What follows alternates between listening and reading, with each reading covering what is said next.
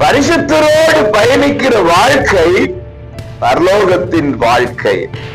அதுல இடுக்கம் இருக்கலாம், நெருக்கம் இருக்கலாம், போராட்டம் இருக்கலாம், தனிமை இருக்கலாம், தவிப்பு இருக்கலாம். ஆனாலும் அவர் நம்மோடு இருப்பார்.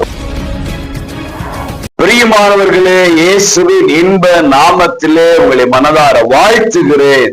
நல்லா இருக்கிறீங்களா? நீங்கள் நன்றாய் இருப்பீர்களாக. 1 யோவான் 5:17 அநீதி எல்லாம் பாவம்தான்.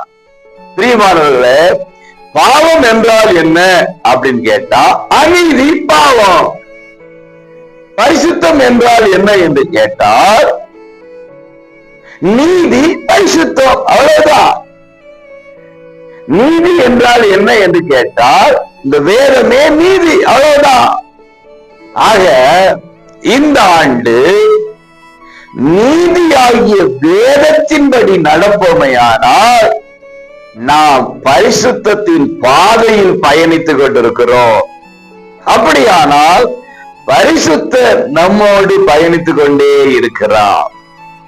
பரிசுத்தரோடு பயணிக்கிற வாழ்க்கை பரலோகத்தின் வாழ்க்கை. அதுல இடுக்கம் இருக்கலாம், நெருக்கம் இருக்கலாம், போராட்டம் இருக்கலாம், தனிமை இருக்கலாம், தவிப்பு இருக்கலாம்.